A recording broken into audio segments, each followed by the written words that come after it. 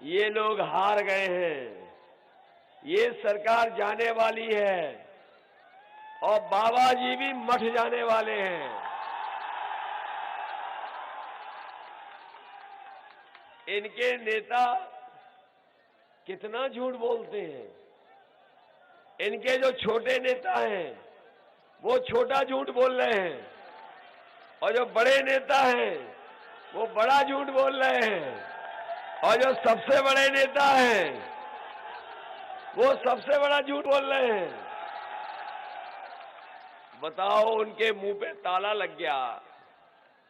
हमारे किसानों से कहा था कि किसानों की आय दोगुनी हो जाएगी। यहां हमें किसान भाई दिखाई दे रहे हैं। बताओ किसान भाइयों, अगर किसी की आय दोगुनी हो गई हो तो बता दो। और जब आप खाद की बोरी लेने गए होगे तो बताओ खाद मिली कि नहीं मिली? न डीएपी दे पाई।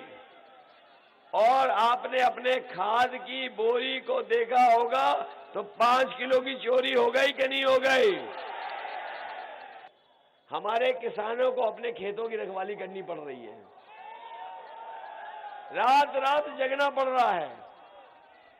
कई लोगों ने तार लगा लिए रखवाली के लिए। कोई डंडा लेकर, टॉर्च लेकर के खेतों में रह रहा है। और हमारे नौजवान कभी कभी अपने खेतों की रखवाली करते हैं और सुबह अपने दौड़ की तैयारी करते हैं, दौड़ की प्रैक्टिस करते हैं। बताओ, जो हजारों करोड़ रुपया आया गौशाला के नाम पर, बताओ गाय भूखी है कि नहीं है? हमारी गाय मां भूखी होकर के उनकी जान। प्रतापगढ़ में भी मतदान होना है। पवन सिंह हमारे सहयोगी हमारे साथ सीधा जुड़े हुए हैं। पवन, प्रतापगढ़ और खासतौर पर कुंडा सबकी निगाहें रहती है और एक बड़ा चर्चित नाम और सियासत में एक बड़ा दावपेच माना जाता है राजा भैया का, रघुराज प्रताप सिंह उर्फ राजा भैया। उसको लेकर भी अखिलेश यादव ने जनसभा की तो उन्होंने कहा कि इस बार कुंडा में कुंडी बंद होने वाली है राजा भैया की।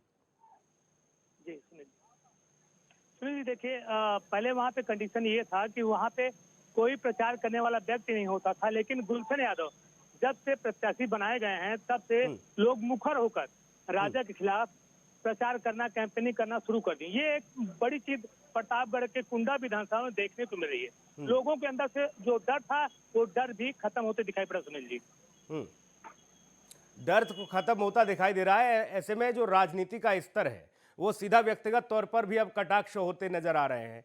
और जब अखिलेश यादव ये कहते हैं कि यहाँ कुंडा में कुंडी बंद होने वाली है तो राजा भैया उधर से कहते हैं किसी की औकात नहीं है जो हमारी कुंडी बंद कर दे। इस तरह की स्थिति बन रही है राजनीति में। जनता का मूड क्या है, जनता का मिजाज क्या है? तो वहाँ पे गए भी थे, कुंडा में गए भी थे। जनता खुलकर बोल रही है कि अब मुझे परिवर्तन चाहिए। जो 40 साल 30 साल से एक छत्र किसी का राज था उससे मुक्ति चाहते हैं और क्षेत्र का विकास चाहते हैं। ये सबसे बड़ा मुद्दा उस क्षेत्र में बना हुआ है, क्योंकि आज भी वहाँ की सड़कें उस काबिल नहीं जिससे ट्रैवलिंग की जा सके। अभी हम 2 दिन पहले वहाँ पे गए थे, कल भी गए थे। स्थिति यह है कि वहाँ की सड़कें बदहाल हैं। लोगों को जो सरकार की तरफ से सुविधा मिलनी चाहिए, जो एक विधायक की तरफ से सुविधा मिलनी चाहिए, वो सुविधा मिलती अभी भी नजर नहीं आ रही है। और साफ तौर पे जनता बदलाव के मुंह में पूरी तरह से दिखाई पड़ी है। सुनील जी, लेकिन इस सीट पर जो कुंडा का हम जिक्र कर रहे हैं पवन, यहाँ तो अक्सर करके राजा भैया ही बाजी मारते हैं। ऐसे में राजा भैया भारतीय जनता पार्टी में तो थे नहीं, तो ये चुनाव वहां पर राजा भैया वर्सेस है या फिर सपा वर्सेस बीजेपी है? वहां क्या स्थिति है? नहीं सुनील जी, यहाँ पे ना तो भाजपा है ना तो उनकी जनसत्ता है। यहाँ पे राजा भैया और गुलशन यादव। राजा भैया गुलशन है क्योंकि राजा भैया के साथ काफी दिनों तक उनके साथ रहे गुलशन यादव, और वो पहली बार वहाँ के अध्यक्ष भी बनाए गए जिला उसके। ठीक है, अब इस बार उनकी पत्नी दोबारा हुई है तो ये काफी मायने रखता है। इसलिए लोग अब स्टैंड कर रहे हैं, क्योंकि कहीं ना कहीं दोनों का जो विरोध था वो खुल के सामने आया है। तो इसका कहीं ना कहीं जनता भी देख रही है कि एक नेता मुझे मिल गया है जो मेरे हक की लड़ाई लड़ सकता है कुंडा में। सुनील जी, जनता के मूल मुद्दे क्या है, समस्याएं क्या है? राजा भैया का वहाँ एक छत्रप राज रहा है और ऐसे में वो कहते हैं कि कुंडा में जमकर हमने विकास कराया है, चाहे वो किसी भी दल की सरकार रही हो, लेकिन राजा भैया का एक अलग वर्चस्व वहाँ पर कुंडा में देखने को मिलता है। पवन, ऐसे में वहां की जनता के मूल मुद्दे में जानना चाह रहा हूं, समझना चाह रहा हूं कि वहां पर मूल मुद्दे हैं क्या? सड़क, बिजली, पानी, शिक्षा, स्वास्थ्य, रोजगार, यही समस्या या फिर कुछ और भी अव्यवस्था है? और आखिर विकास हुआ है तो कहाँ?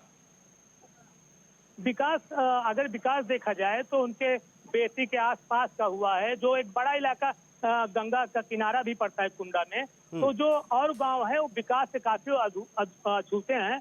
न सड़क है, ना तो ठीक से लाइट है। अभी भी कई गांव ऐसे हैं, जबकि भाजपा सरकार ने लाइट का बहुत काम किया, लेकिन वो क्षेत्र अभी भी लाइट से वंचित है। लोगों रोजगार तो बात ही छोड़िए, वहाँ रोजगार है ही नहीं है। वहाँ पे जैसे दारू, मछली, यही सब है जिससे लोग पूरी तरह से ऊब चुके हैं। उनको एक रोजगार चाहिए, उनको जो उनके रोजमर्रा की जिंदगी पूरी जिससे हो सके, उन्हें ऐसा काम चाहिए। लेकिन वहाँ पे कुछ है नहीं। 30 साल से एक ही शख्स राजा भैया वहाँ पे अपनी राजनीति में कायम है और विकास से कोसों दूर है। न मिल है, न फैक्ट्री, न कोई सुविधा नहीं। यहाँ तक कि ठीक से आता, अगर आपको प्रतापगढ़ मुख्यालय आना हो तो उसके लिए भी परिवहन सुविधा वहाँ पे उपलब्ध नहीं है। ये कई ऐसे मुद्दे हैं जिससे वहाँ की जनता संघर्ष करते नजर आ रही है। इसलिए कहीं ना कहीं कुंडा में गुलशन यादव हावी होते दिखाई पड़े हैं। लेकिन मान लीजिए अगर विधायक राजा भैया वहां पर थे 5 साल और इससे पहले भी विधायक रहे हैं, लेकिन सरकार तो कह रही है भारतीय जनता पार्टी की कि हमने जो विकास की गाड़ी है वो हर एक क्षेत्र में पहुंचाई है, चाहे विरोधी दल के नेता वहां से विधायक बने हो या फिर निर्दलीय लोग जीते हो, वहां पर तो विकास पहुंचा है। क्या वहां सरकार की नीतियां नहीं पहुंची? क्या सरकार की योजनाओं का लाभ लोगों को नहीं मिला? अगर मिला होता तो उनकी प्रत्याशी सिंधुजा मिश्रा है, वो हर सभा में यही कह रही हैं कि सरकार मेरी रही, लेकिन यहाँ के लोगों को कोई भी सुविधा, गवर्नमेंट की कोई भी सुविधा है। तो उनके लोग ही, भाजपा के प्रत्याशी इस पर मुहर लगा रहे हैं कि कुंडा का विकास कुंडा में नहीं हुआ। 7 साल सरकार केंद्र में रही, 5 साल प्रदेश में रही, लेकिन उसके बावजूद भी कुंडा में विकास नहीं हुआ। तो ये तो यानी राजा भैया ने विकास के रथ को रोक के रखा था, उनका ये कहना है। राजा भैया पर प्रहार कर रही हैं भारतीय जनता पार्टी की जो नेत्री हैं, आप जो बता रहे हैं कि वो लोग ये कह रहे हैं कि हमने तो वहां से पैसा भेजा या विकास भेजा, उस रथ को कुंडा के दरवाजे पे ही रोक दिया गया।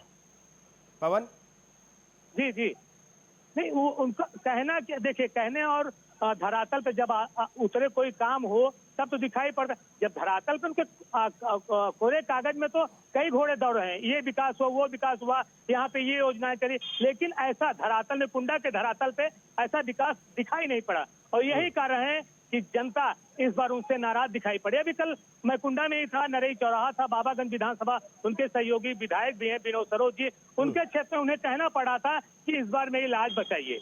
पहली बार ये सुनने में आ रहा है, पहली बार जनसभाओं में राजा भैया को देखने को मिल रहा है कि जहां वो कह रहे हैं 2017 में प्रतापगढ़ की बाकी विधानसभा सीटों पर भारतीय जनता पार्टी की स्थिति क्या रही थी पवन?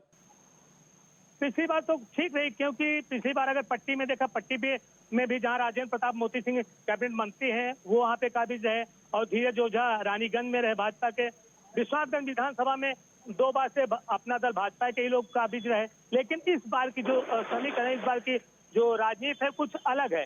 इस बार जनता इन लोगों से बदलाव चाह रही है। और यहाँ तक कि रही, अगर हम रामपुर खास की बात करें, जो प्रमोद जी का क्षेत्र रहा है, वो 9 बार वहां से विधायक रह चुके हैं, उनकी बिटिया भी संघर्ष करते नजर आ रही हैं। वहां पे फिलहाल सपा ने उन्हें समर्थन दिया, इसलिए कहीं ना कहीं वो एक ऐसा स्थान बन गया कि विधानसभा ऐसे बन गया जहां कांग्रेस मजबूत स्थिति में, क्योंकि वहां पे सपा का समर्थन है, सपा ने अपना कैंडिडेट नहीं होता।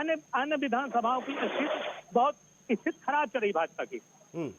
यानी बीजेपी से सीधी टक्कर है समाजवादी पार्टी की, बाकी अन्य जिले भर की अगर विधानसभा सीटों की बात की जाए। जी, अच्छा, जैसे हमारे यहाँ प्रतापगढ़ में 7 विधानसभा है, 7 विधानसभा में सपा की लड़ाई आमने सामने की, और वहाँ पे रामपुर खास है, प्रमोद जी का क्षेत्र है, वहाँ पे प्रमोद जी को सपा ने समर्थन दिया है।